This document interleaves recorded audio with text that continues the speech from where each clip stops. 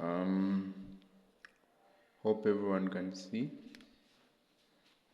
So here we'll be solving paper 1, mathematics, from 2025, internal, paper 1. Okay, so as you can see there. Okay, so our first problem was to simplify 3x.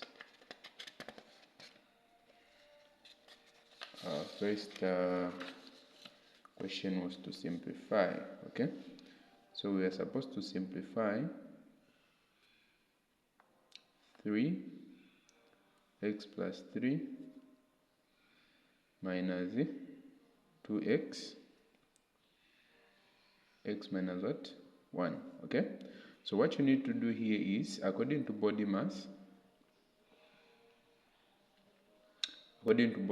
you first start by dealing with the brackets. So you first need to eliminate the brackets.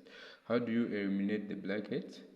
Is by multiplying what you have outside the brackets with what is there inside the brackets. I'm sure this x is not supposed to be here.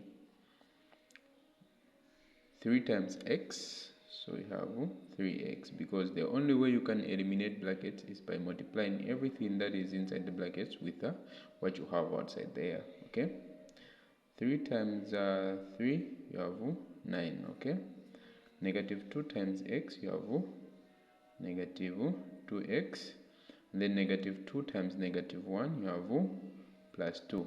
Okay, collect like terms here, you have 3x minus 2x plus 9 plus what? 2. 3x minus 2x, this is x. You cannot say 1x, you just say x. Okay, so x, 9 plus 2, that is positive 11. So you cannot add this, you cannot simplify. So this one is your final answer. So this one becomes your final answer. Okay, the next question here, number 2, was to evaluate 4 raised to the power half multiplied by what? By 4. But we know that half is just the same as the root. Okay, so to eliminate this half, we can just introduce a root instead of the half there. So we have 4 root multiplied by what? 4. What is the square root of 4? It is 2. So 2 times 4, you're going to have 8 as your answer. Okay,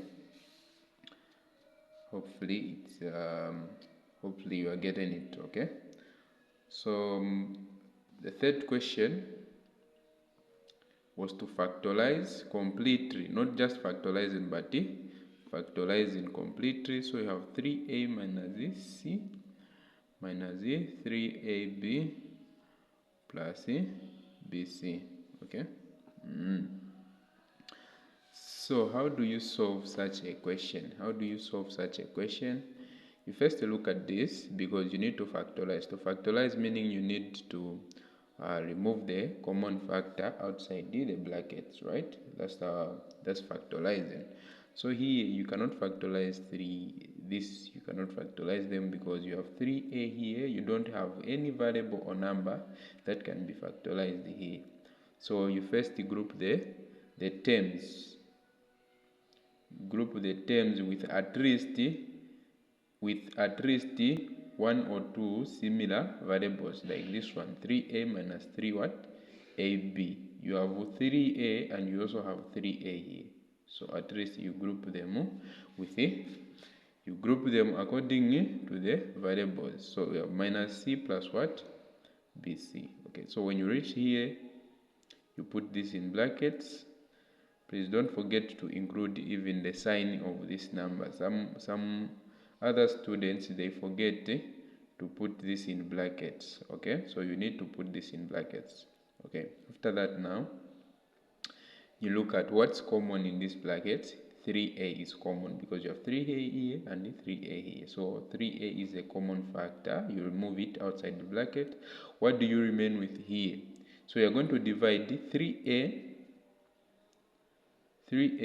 divided by what? By 3a. So you are dividing this one with the factor that you have.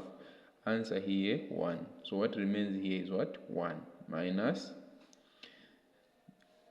what is 3a divide 3ab divided by 3a? So 3a and 3a will go, meaning you are going to remain with what? With b here. Okay. What is common in these brackets? If you have two signs in the brackets, two signs, and especially when the preceding value here has a what? Has a minus. So you need to factor out also the minus because the minus is common. Why are we saying it's common? This factor that you factorize here, when you multiply with what you have inside here, it must take you back to this point. Okay. So here, if you factorize the negative, meaning here you are going to remain with a negative. Then when you multiply with a negative, you are going to obtain this positive. So whenever you have a negative and a positive inside is better, you factorize the negative factor. So in this case, we have c here and c here. So we have negative c, which is common. Now negative c divided by negative c, there you are going to have positive what? 1. Right? What we are saying is negative c divided by negative c, answer 1, positive 1. Okay? Here now, negative divided by positive, it is negative. Okay? And then you are going to remain with b here. When you divide bc divided by c, you are going to remain with b. Not just a b, but a minus b. Okay, so when you reach this point now, you look at this. This one and this one, they are the same. So you just get 1. Right? So you first get 3a minus what? C. 3a minus c here. Remember, it is minus c. If it was plus c here, it would have been 3a plus what? C. But instead, it is minus. So now, put this in brackets and get one of these because they are just the same. 1 minus what? B. So this one becomes the completely factorized expression. Okay? Hopefully we are moving together. Hopefully we are moving together. Okay. The fourth question, they wanted us to shade. We are given the Venn diagram. The Venn diagram is like this. 3 sets, A, B, and C. Okay, and then we are told to shade the A complement intersection B intersection C. Okay, so how do you know the region that you are supposed to shade? First, look at this A complement. A complement, it means this is an excluded set. This is an excluded set, or in short, the unwanted region in this case. We are talking of we are talking of the excluded part. So this part here, A complement means the excluded part. Okay. So now in this case, the excluded part is this one, A, right? So it's excluded. You don't even need to consider it. It's excluded, right? Now, what you are remaining with, if you exclude this, what you are remaining with is B intersection what? C. So you are supposed to shade B intersection C because A complement is excluded. So where is B intersection C? B intersection C is this point. So intersection is where you have, maybe you have an element that is in B, an element that belongs in two sets. The element that belongs in two sets, it is the one that is found in the intersection. So this one is B intersection C. This one is A intersection C. This one is A intersection B. And then this one is the intersection of all the three sets. This one. Okay. So this is This is what we are supposed to do on this number 4. Okay. This is what was supposed to be done. Okay. We go to number 5. Go to number 5. We are told to solve the equation x in brackets minus 1 raised to the power 2 minus 25, which is equal to 0, right? So this is a quadratic equation, and this method is completing the square method. So remember that the quadratic equation always gives two possible answers. It always gives two possible answers. So in this case, we need to have at least two possible answers for x. Remember, when you have x, the variable that you have, when you're solving an equation, it means you are looking for the value of an known variable. Like this one, the unknown variable here is x. Okay? So how do you do this? So simple. 0 and 25, they are like terms, right? So you collect like terms. You have x minus 1 squared equal to, take this to the other side, you are going to have 0 plus what? 25, okay? Why are we taking 25 this side? For here, you cannot solve for x like this unless you get rid of this what? Of this power 2, okay? So in this case, we are going to have x minus 1 raised to the power 2 equal to 0 plus 25, that is 25. Now, how do you get rid of this power 2? You need to square root both sides. Okay, now remember this is a quadratic equation. So if you square root both sides, you say plus or minus. Okay, so here meaning this 2 and the root will go. We have x minus 1, right? X minus 1, which is equal to plus or minus root 25 is 5.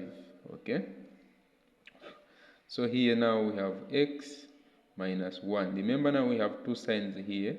You get the positive 5, or you say x minus 1 equal to, get the negative 5.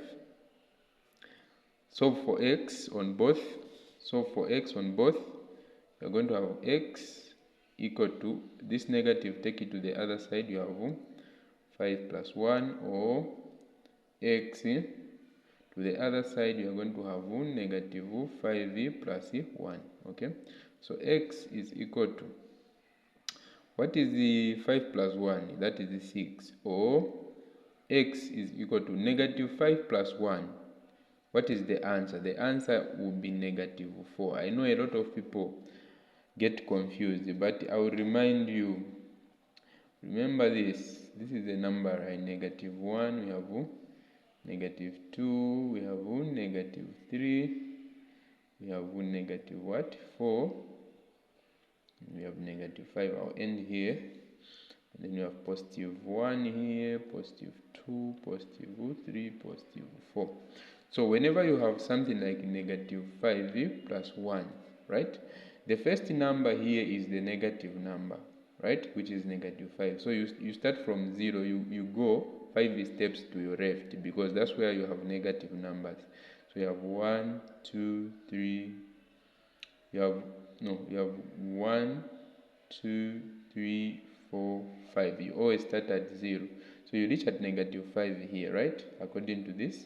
Now here, it's saying that plus 1, it means you need to move one step to the positive side, and the positive side is to your right, right? To your right. Now you don't need to start from 0, you need to start from the same 5 here. So you're going to move one step to your right. So you find that you will reach at what? Negative 4. That's why we have negative 4 here. Integers should not be a problem by now. So these are the values for this quadratic equation. Hopefully it's okay. Right. Let's move to question number 6. Okay. So in the diagram, P is the point 0, 4, Q is the point negative 4, 0, right? And O is the origin. So we have P is 0, 4. So this point is P, this point is Q, and the O here. O is the origin. Remember, the origin is always on the XY plane there, the origin is 0. So at this point, this is also an XY plane. So at this origin, X is what? 0, right? And also Y is what? 0. So at this point, at the origin, we have 0, 0, right? Find the equation of a straight line through O, which is perpendicular to line what? PQ. So here, the equation that they want us to find, the equation of a straight line that they want us to find is not this one. The one they want us to find is the one that passes through at what? At O. That is perpendicular to PQ. So now, here are the things you need to know, right? Here are the things you need to know. When you are calculating the gradient, because the equations that we use is mx plus c. We also have y1 equal to mx minus x1. So these two equations, m means the gradient. Gradient, it means the slope. How steep is the slope? The slope, it means gradient. So how do you find this gradient? This gradient is found by the change in y over the change in x. Change in y, this implies that m is equal to, the change in y is y2 minus what? y1. x2 minus x1. Remember, there is always change when you subtract or add. In this case, for the gradient, we subtract. So that's why we say m is equal to the change in y over the change in x. Okay? So this is the gradient, right? And if you check here on these equations, these are the equations that you need to use once you are done finding the gradients and whatever is needed for you to solve to find the equation of a straight line, right? But what you should know is for the perpendicular equation that we want, we have m1 multiplied by what? m2, which gives us -1. So you need to take note of this whenever you are dealing with perpendicular line, because in our case here we are given these points PQ, right? So meaning PQ, this gradient PQ is our M1, and then our M2, we need to find our M2. After finding M1, we need to solve for what? For M2, which is the gradient that we are supposed to use. M2 is the gradient that we are supposed to use because we are dealing with what? Perpendicular. We're dealing with perpendicularity here. We are dealing with perpendicular lines. So this is the one we are supposed to use. But if it was just an equation of a straight line like this same one, if it wasn't about perpendicularity, you just use the same gradient that you have found, which is your gradient 1. You just use it and replace in these equations. But in this case, it's not the case because we are talking of perpendicular lines. Okay, let's see now. We have the points P, which is 0, 4, and we have another point Q, which is -4, 0. Now remember, this line here, this is a slope, as you can see it. So this is the gradient. So we need to find the gradient of what? PQ or QP. We need to find the gradient of what? PQ, right? So now this one will be our M1, our gradient 1, because the gradient that we need is for this straight line here, this perpendicular line that we want, this straight line that is passing through the origin is 0. That's the straight line we want, the equation of the straight line we want, okay? So here we need to find our M1. So our M1 is equal to y2 minus y1 over x2 minus x1, okay? So this one becomes your x1, this one y1, this one x2, this one y2. Now replace it to find your gradient number 1. So m1 is equal to 0, sorry, y2 is equal to 0, and then minus, what is y1? 4, over, what is your x2? Your x2 is -4, right? and then minus what is your x1, that is 0. Okay, so this implies that m1 is equal to 0 minus 4 is negative 4. Okay, and then negative 4 minus 0 is negative 4, implying that your m1 is going to be positive what? 1. Okay, but do we need, is this the gradient that we need? No, we are talking about perpendicular line. So meaning we will need to find the m2. The m2 is the one that we are going to use. M2 is the one that we are going to use for the perpendicular line that is passing through O. Okay, so we need to find M2. Since now we know M1, we can replace. We have M1 here multiplied by M2 equal to negative 1. So this is the formula that you need to know always when you are dealing with perpendicular lines, right? So what is M1? M1 is 1 multiplied by M2, which is equal to negative 1.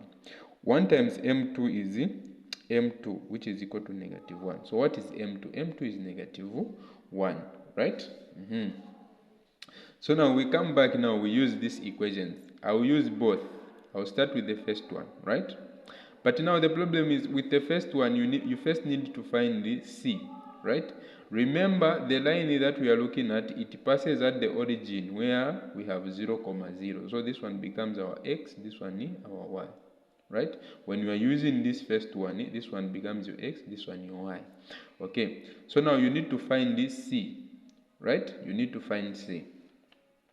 So what is your y there? We have y equal to mx plus c. Now remember the gradient that you are using in this case is for m2 because it is passing through O, right? It's a perpendicular line that we are looking for here. We are looking for the equation of a perpendicular line. So here, where there is y, you replace with 0 equal to, what is the gradient? Negative 1. What is x? 0 plus c. 0 is equal to negative 1 times 0 is 0 plus c. So for c, take 0 to the other side. You have 0, 0 minus 0. So c is equal to, what is the c? What is 0 minus 0? It is 0, right?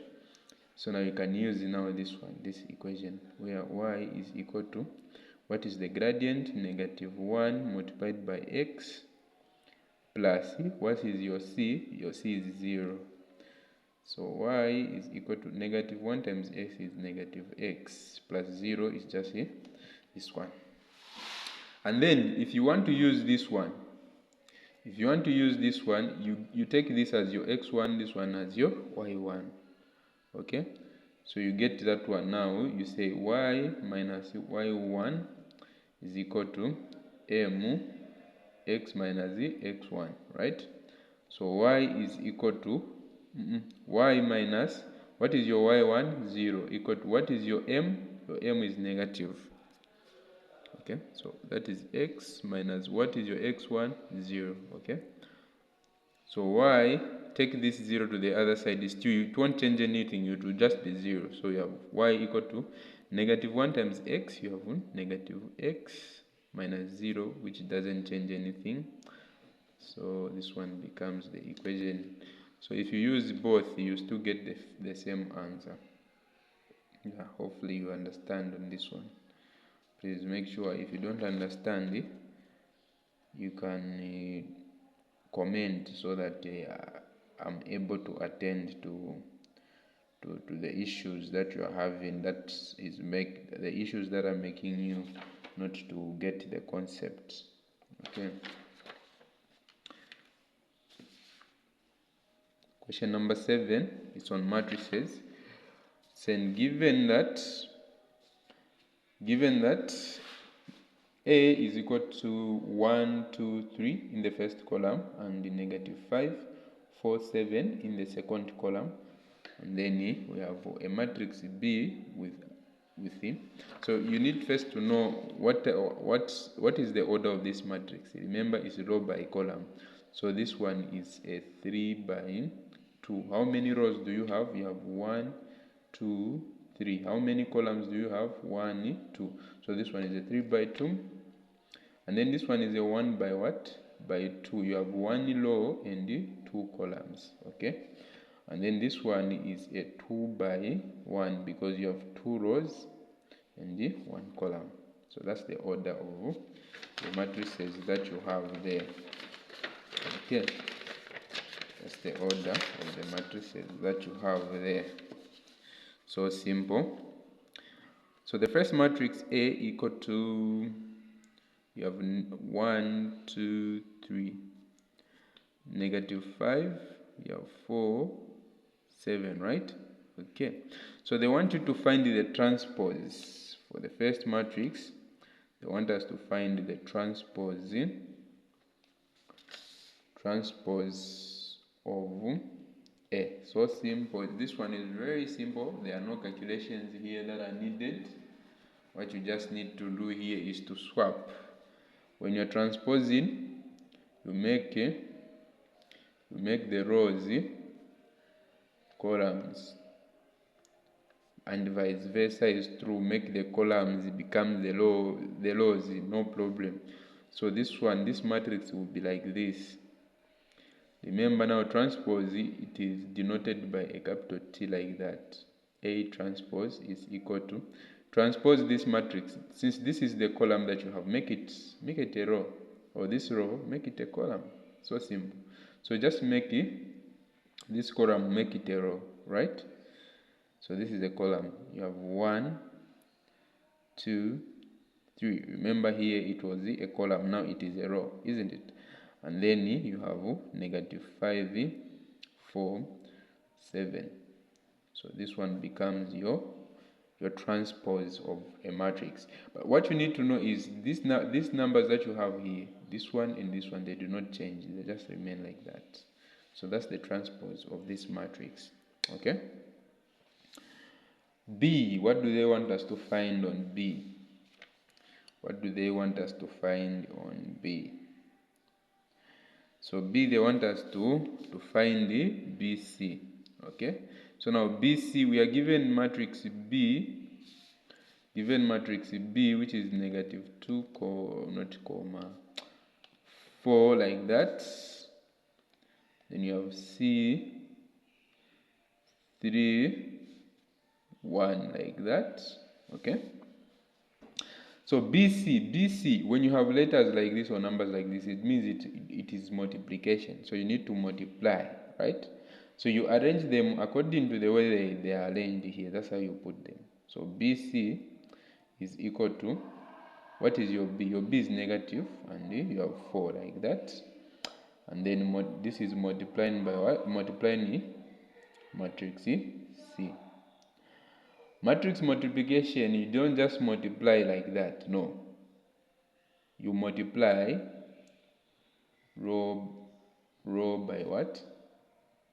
Column. That's how you multiply matrices. So this is going to be equal to, so this is the row that you have, you multiply it with the columns that you have. So this element will multiply -2, -2 times 3,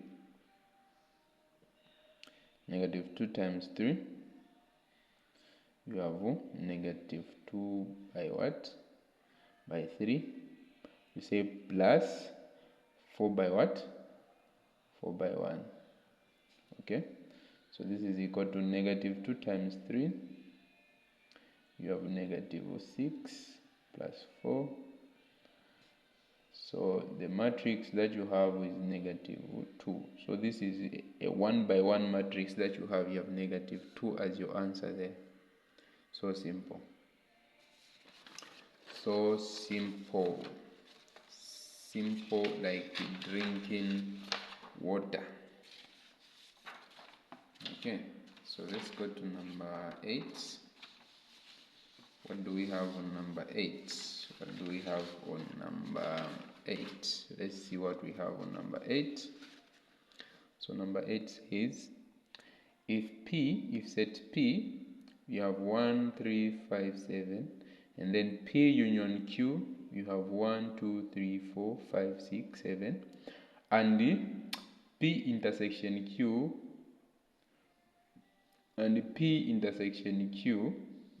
is 5, 7, right? 5, comma 7. List Q. So they want us to list set Q. Okay, so simple. Number 8, we have set P, which is equal to, we have 1, 3, 7. Then you have P union Q there. P union Q. 1, 2, 3, 4, 5, 6, 7. This is where the interesting part is. This is where you can find your answer. Forget about the intersection there. Just forget about it. It's of no use. Because the union it means all the numbers. So you have P and the P union Q, right? It means all the numbers in P and in Q are what? Are grouped together. That's what it means, right? So now, for us to find the Q, what do we need to do? For us to list the Q, we need to remove, in this union, we need to remove the common numbers in this union. So the common numbers here, if we remove the common numbers, we have 1. Do we have 1? Yes. 3? Yes. 5? 7? Yeah, it is there, right? 5 and 7 is there, right? Okay. So what numbers are we remaining with? What numbers are we remaining with? Okay. So we are remaining with 2, 4, right? Now this intersection, P intersection Q, again, it will help us, okay? So P intersection Q, it means the numbers that are in both sets, P and Q. So it means in this Q set, we also have 5, okay? Then we have 6, okay? And then we also have 7, because according to the intersection there, so this is Q. This is how you identify Q. Union, it means all the numbers that are there, and intersection, it means the numbers that are found in both sets, P and Q, right? So we removed the numbers that are appearing in P here. We've removed them, as you can see, and then we remained with the 2, 4, 6. So meaning these numbers, they are in Q, right? And then according to this, they are saying P intersection Q, meaning 5 and 7 are in both sets. So that's why I've included it here. That's why I've included 5 and 7. So this one becomes your Q, list Q. That's all. We go to number 9. Okay. So now given that 7, 11, 15, 19, right? 19 is an arithmetic progression. Is an arithmetic what? Progression. Find the 10th term. So you need to find the 10th term. So this is the arithmetic progression, the arithmetic sequence that we are given. So we are told to find the 10th term, right? So the term that we are finding, remember, this is the first term, second term, third term, fourth term. So they want us to find the 10th term, right? So 10th, this is the position where the term is, and the position is always represented by letter n. So n is equal to 10, right? Okay, so we want to find the nth term. So say a n minus 1 and then multiplied by d. A is the first term, n is the position, which is 10, and d minus 1, then d is the common difference. D is the common difference. Now, how do you find the common difference? Is by subtracting. When you subtract T2 minus T1, you get the common, you get D. If you subtract T3 minus T2, you get what? D. etc. It just goes like that. So in this case, let's try. What is T2? So this is term number 1, or the first term if you want. So this one is our T2. If we want, we can say T1, T2. So this one T1, T2, T3, and we have T4, right? So let's try. What is T2? T2 is 11 minus T1 is 7. So what is the answer? The answer is 4. What if you subtract T3 minus T2? What is it? T3? 15, right? Okay. Minus what is T2? 11. Answer, the common difference is always 4. So we know now that D is the common difference, and that common difference is 4. Okay, so let's use now this formula to find the nth term. Okay, we are looking for the term, the 10th term, which is equal to, what is the first term? A is equal to 7, the first term there, right? Okay, so we have 7 multiplied by, what is n? N is what? 10, right? Minus 1, the common difference is 4. Okay, so this is equal to, subtract here, subtract, you are going to have 7 multiplied by 9, okay, multiplied by what? Multiplied by 4. Okay, so if you multiply 7 times 9, you are going to get 63 multiplied by 4. What do you get when you multiply this? So this one will give us 4 times 3 is 2, right? Okay, so it's 12. So 1 there. 4 times this one, 6, it will give us 24. 24 plus 1, so we have 252. So this one will be the 10th term. 252 will be the 10th term.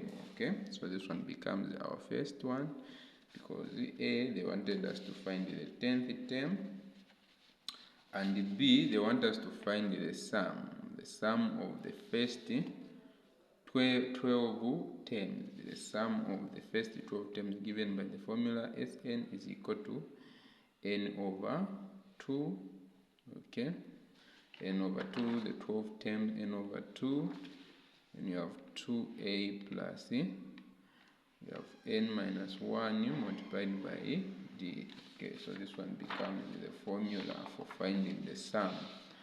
So the sum of the first 12 terms, the first 12 terms.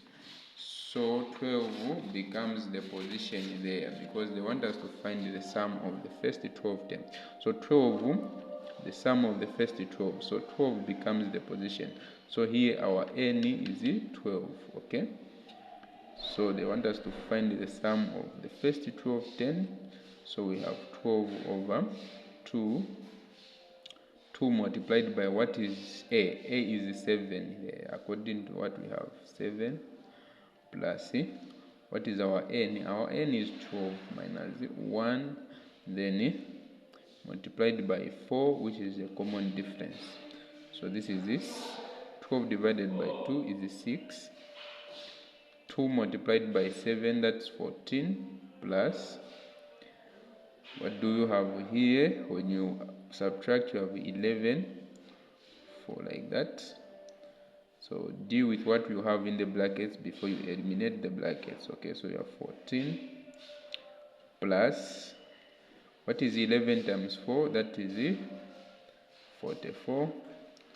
So this is equal to, when you add, what do you get when you add what you have inside the brackets there? If I add, I'm getting 4 plus this one, our 5, 58.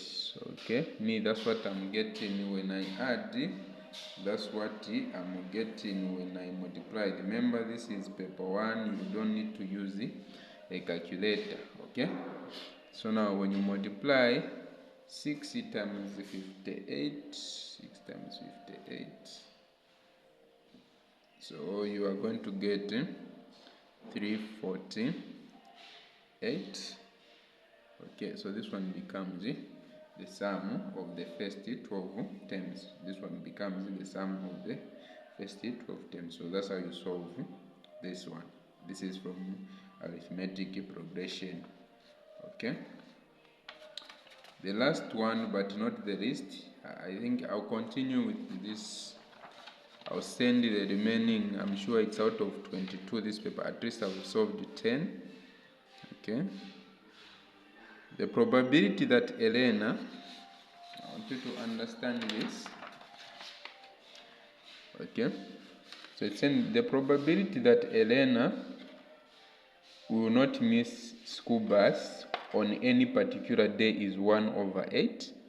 What is the probability that Elena will miss the bus on a particular day? So there are only two probabilities here.